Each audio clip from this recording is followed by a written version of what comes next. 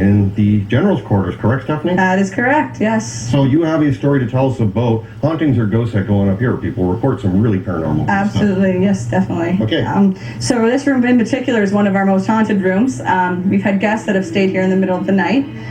What happens is they come and ask us if we've been in their room during the night, and obviously we do not come into people's room in the middle of the night. So this room here, one day, shoes had been lined outside of the room, smallest to largest. The socks had been rolled up almost as if it was a barracks during the war.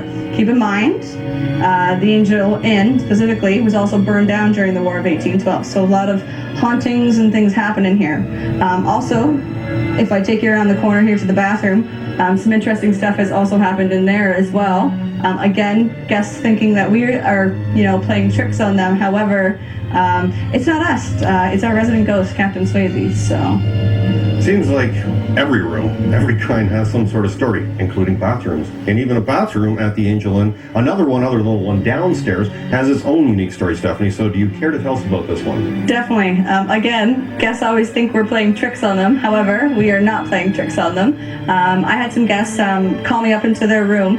It was late at night. Actually, I'd worked here during the day and worked at the Pillar and Post later at nighttime.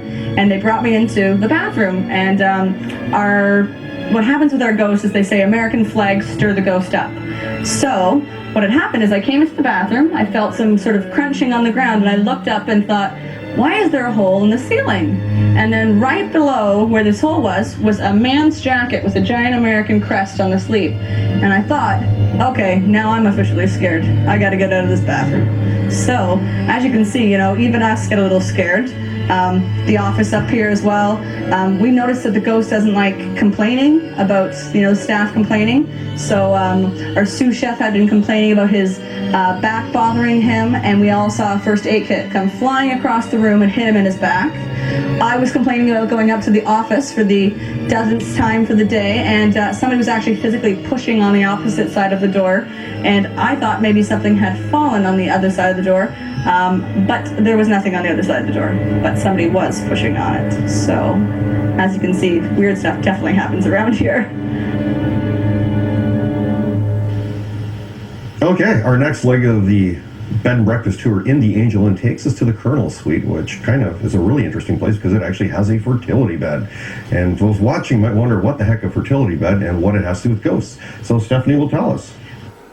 So the story here with the Colonel's Suite and our Irish fertility bed that we have here. We also have some very scary stories about here. Not scary for us, scary for the guests. We did have some guests here that were staying in the room.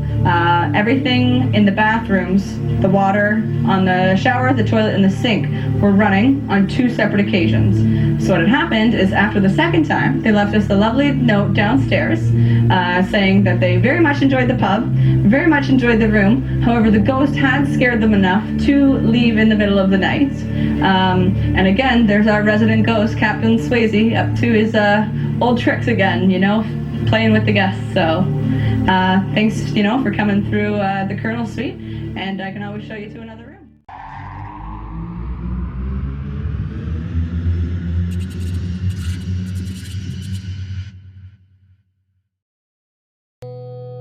Annie Taylor just wanted to drum up some retirement money by becoming the Queen of the Mist.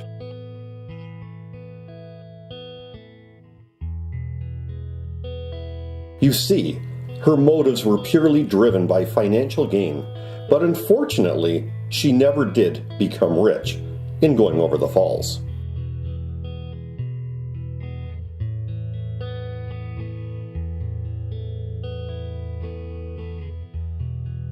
Years later, in 1953, another woman, a starlet, would be the star of the falls. The great Marilyn Monroe would appear in the classic movie Niagara.